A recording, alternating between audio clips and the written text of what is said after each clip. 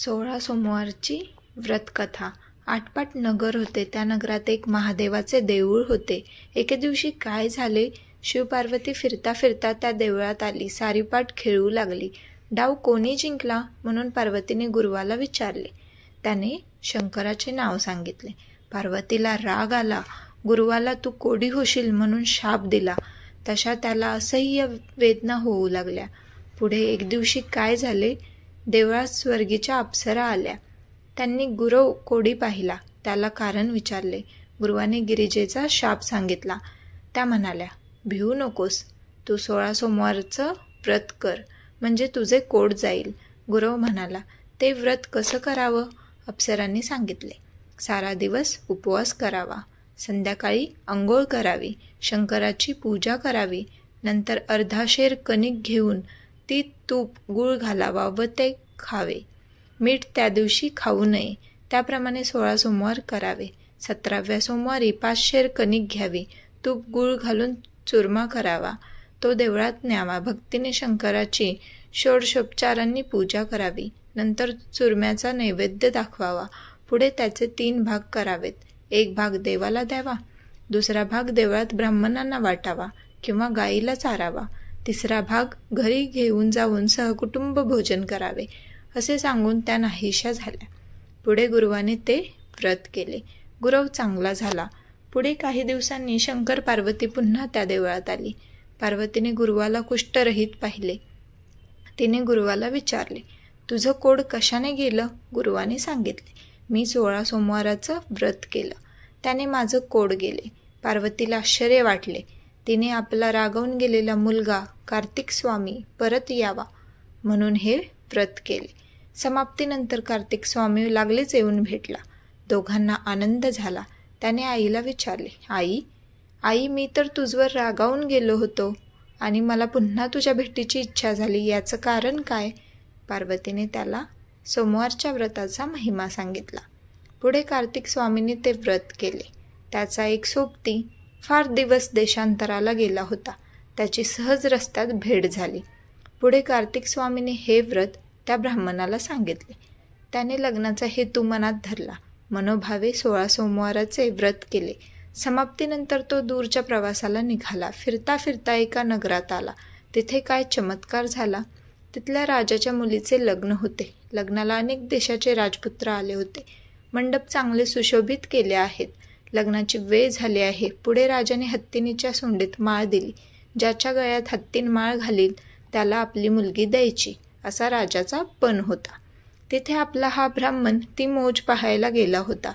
पुढे कर्मधर्म संयोगाने ती माळ हत्तीनीने याच ब्राह्मणाच्या गळ्यात घातली. तशी राजाने आपली मुलगी त्याला दिली. दोघांचे लग्न लावले व नवरा नवरीची बोळवण केली. पुढे काय झाले, राजाची मुलगी मोठी झाली. तशी दोघे नवरा बायको एके दिवशी खोलीत बसले आहेत. तसे बायकोने नवऱ्याला विचारले, कोणत्या पुण्याने मी आपणाला प्राप्त झाले? त्याने तिला 16 सोमवारच्या व्रताचा महिमा सांगितला. त्या व्रताची प्रचिती पाहण्यासाठी पुत्रप्राप्तीचा हेतू मनात धरला व ते व्रत ती करू लागली. तसा तिला सुंदर मुलगा झाला.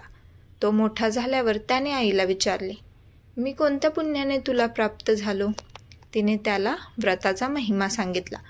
त्याने राज्यप्राप्तीची इच्छा मनात धरली. तो व्रत करू लागला व देश पर्यटनाला निघाला.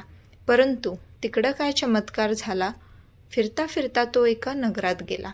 त्या राजाला मुलगा नव्हता, एक मुलगी मात्र होती. तेव्हा कोणीतरी एखादा सुंदर गुणवान असा नवरा मुलगा पाहून त्याला आपली मुलगी द्यावी व राज्यही त्यालाच द्यावे असा त्याने विचार केला. अनायासे त्या पुत्राची गाठ पडली. राजाने त्याला पाहिले. तो राजचिन्ह दृष्टीस पडली. राजाने त्याला घरी आणले, कन्यादान केले व आनंदाने त्याला आप राज्यावर बसवले. इतके होत आहे तो या ब्राह्मणपुत्राचा 17वा सोमवार आला. ब्राह्मणपुत्र देवळात गेला. घरी बायकोला निरोप पाठविला. 5 शेर कणकीचा चुरमा ताबडतोब पाठवून दे. राणीने आपला थोरपणा मनात आणला. चुरम्याला लोक हसतील म्हणून एका तपकात 500 रुपये भरून ते पाठवून दिले. चुरमा वेळेवर आला नाही, व्रतभंग झाला म्हणून देवाला राग आला. त्याने राजाला दृष्टांत दिला. तो काय दिला?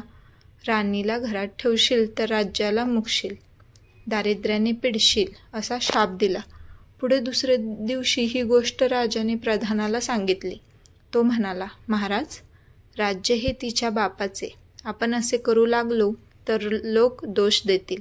यासाठी असे करणे अयोग्य आहे. राजा म्हणाला, ईश्वराचा दृष्टांत अमान्य करणे हेही अयोग्य आहे.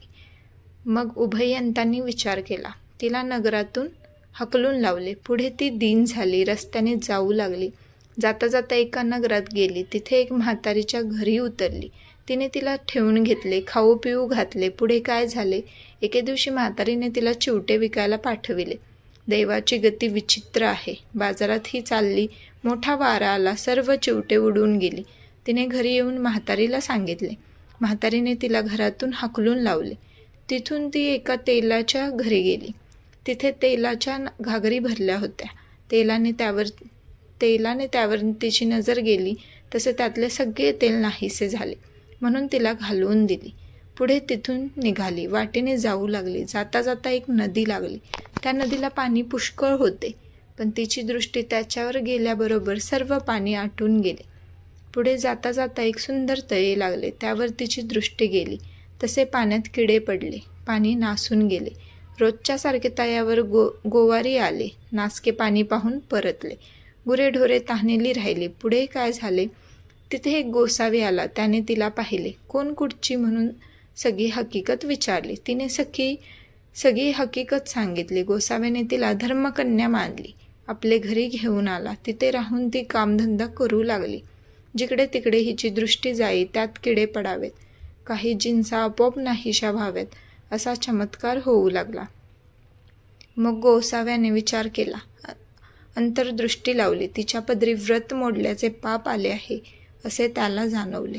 ते नाहीसे केल्याशिवाय तिची दृष्टी चांगली होणार नाही असे ठरवले. मग त्याने शंकराची प्रार्थना केली. देव प्रसन्न झाले. गोसाव्याने राणीबद्दल प्रार्थना केली. शंकराने त्याला 16 सोमवाराचे व्रत करायला सांगितले व आपण अंतर्धान पावला. पुढे गोसाव्याने तिच्याकडून 16 सोमवारांचे व्रत करविले. तसा परमेश्वराचा कोप नाहीसा झाला. तिच्या नवऱ्याला तिच्या भेटीची इच्छा झाली. दूत चोहीकडे शोधायला पाठविले. शोधता शोधता तिथे आले. गोसाव्याच्या मठीत राणीला पाहिले. तसेच जाऊन त्यांनी राजा प्रधानसुद्धा गोसाव्याकडे आला. गोसाव्याला साष्टांग नमस्कार केला. वस्त्र प्रावरण देऊन संतोषित केले. गोसावी म्हणाला, ही माझी धर्मकन्या. मी इतके दिवस तिला माहेरी ठेवून घेतली होती. ती तुझी स्त्री आपले घरी घेऊन जा व चांगल्या रीतीने पाणी ग्रहण करून सुखाने नांद. राजाने होय म्हटले. गोसाव्याला जोडप्याने नमस्कार केला व राणीला घेऊन आपले नगरी आला. पुढे मोठा उत्सव केला. दानदक्षिणा घेऊन ब्राह्मण संतुष्ट केले. राजा राणीची भेट झाली. आनंदाने रामराज्य करू लागली. तसे तुम्ही शंकराला प्रसन्न करून रामराज्य करा. ही 60 उत्तरांची कहाणी 5 उत्तरी देव ब्राह्मणाचे द्वारी गाईच गोठी पिंपळाचे पारी सुपर संपूर्ण. धन्यवाद.